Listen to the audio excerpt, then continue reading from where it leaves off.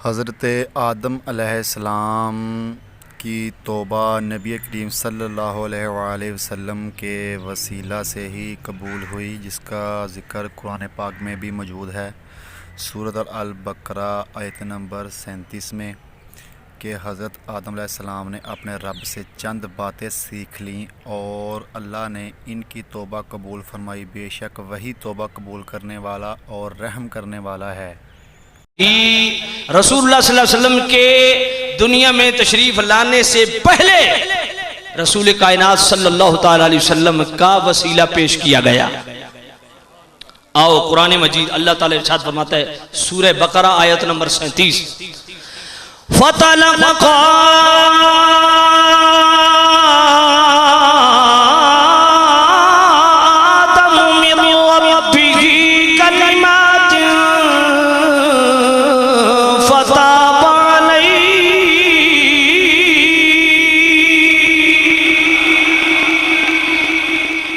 ہم نے آدم علیہ السلام کو کچھ کلمے عطا کیے، اے آدم ان کا ورد کرو، اللہ کی بارگاہ میں آپ کی توبہ قبول ہوگی۔ سامعین احتشام 300 سال تک آدم علیہ السلام اپنے نین بہاتے رہے، نین چڑھتے رہے، آنسو بہاتے رہے، لیکن 300 سال بھی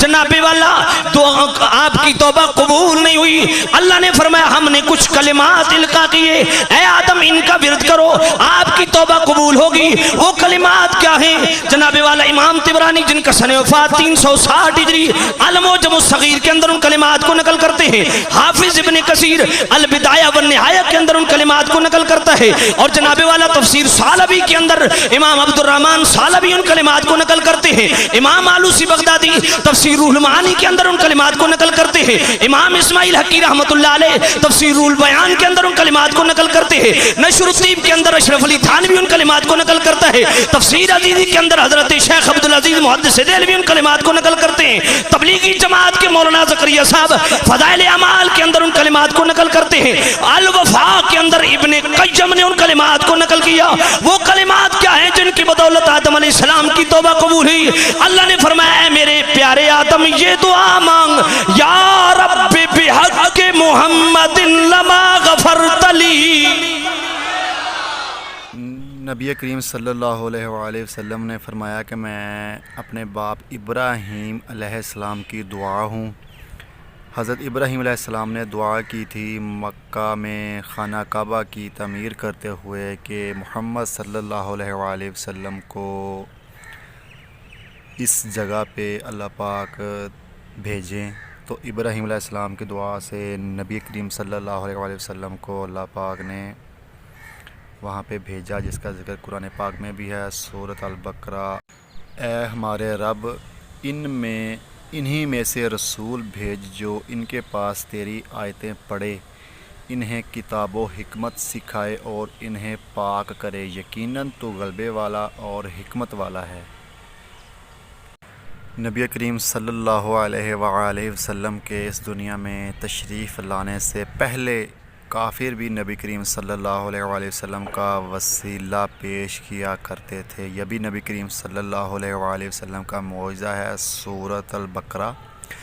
آیت نمبر 89۔ اور ان کے پاس جب اللہ تعالیٰ کی کتاب ان کی کتاب کو سچا کرنے والی آئی، حالانکہ پہلے یہ خود اس کے ذریعے کافروں پر فتح چاہتے تھے، تو باوجود آ جانے اور باوجود پہچان لینے کے پھر کفر کرنے لگے۔ اللہ تعالیٰ کی لعنت ہو کافروں پر۔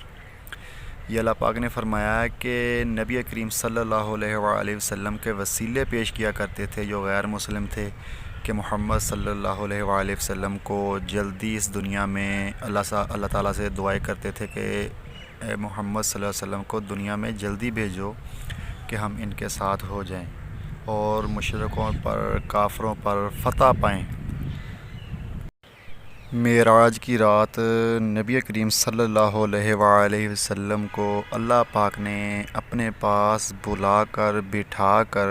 سورۃ البقرہ کی آخری دو آیات جو آپ سکرین پہ دیکھ سکتے ہیں یہ عطا فرمائی، ٹھیک ہے۔ تو کسی بھی نبی کو یہ عظمت فضیلت حاصل نہیں کہ اللہ پاک نے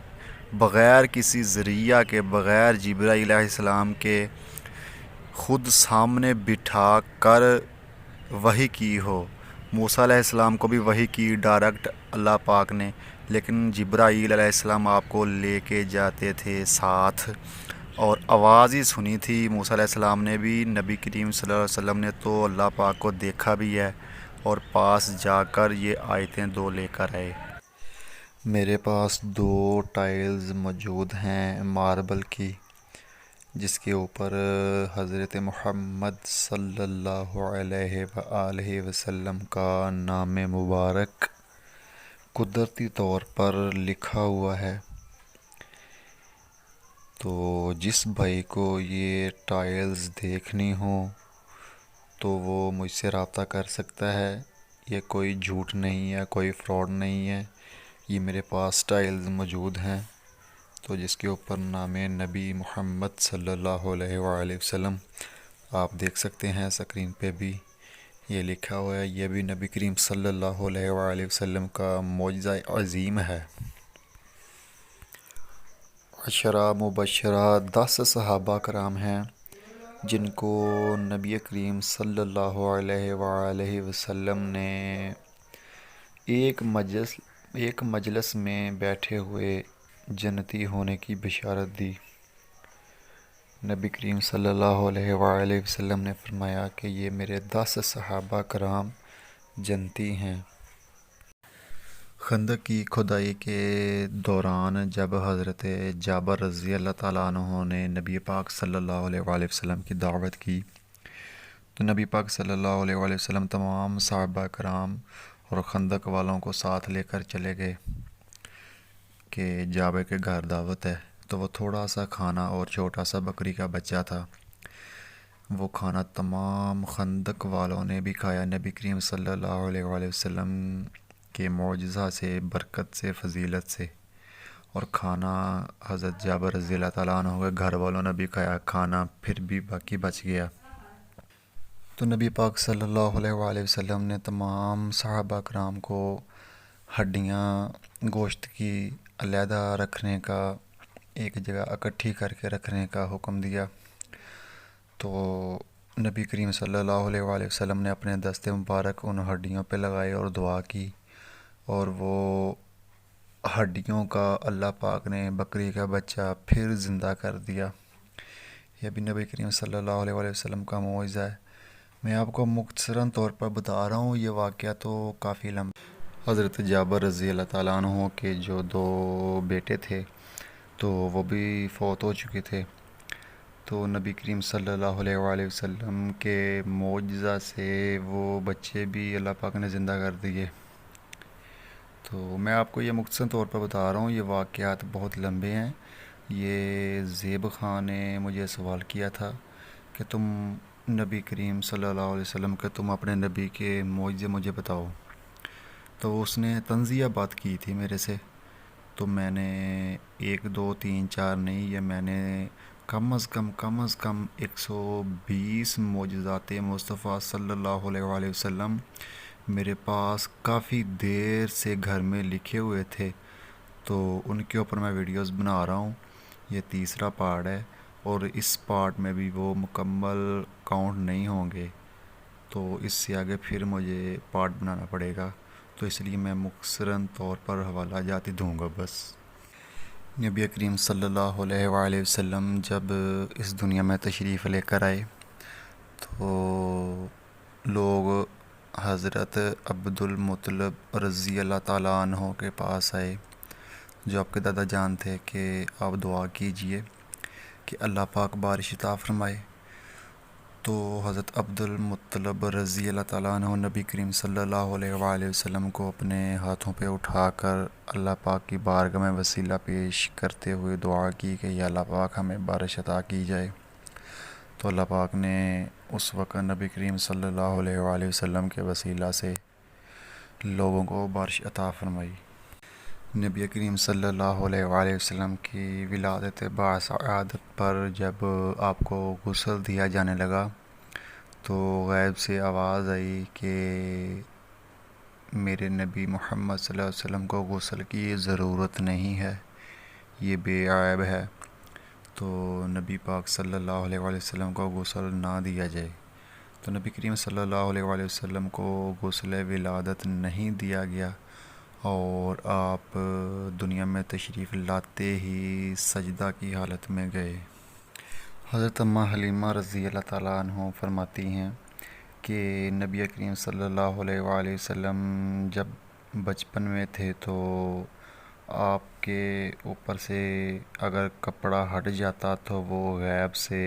آپ نبی کریم صلی اللہ علیہ وآلہ وسلم کے اوپر کپڑا دیا جاتا، اور نبی کریم صلی اللہ علیہ وآلہ وسلم کا جھولا بھی حضرت جبرائیل علیہ السلام کے ہلانے سے ہلتا تھا۔ ایک دفعہ بچپن میں نبی کریم صلی اللہ علیہ وآلہ وسلم کہیں دور تشریف لے گئے، تو حضرت محمد صلی اللہ علیہ وآلہ وسلم جب گھر سے دور تشریف لے گئے تو آپ کا ایک چچا ابو جہل جو تھا وہ جنگل میں شکار کے لیے گیا ہوا تھا، تو اس نے دیکھا کہ نبی کریم صلی اللہ علیہ وآلہ وسلم، آپ کو ابو جہل نے دیکھا تو آپ کو سواری کے پیچھے بٹھا لیا اور گھر کی طرف آنے لگا، تو اس کے بار بار سواری کو اٹھانے سے چلانے سے بھی سواری نہ اٹھی نہ چلی۔ تو جب ابو جہل نے نبی کریم صلی اللہ علیہ وآلہ وسلم کو اپنے پیچھے سے اٹھا کر اپنے آگے سواری کے بٹھایا تو وہ سواری خود بخود اٹھی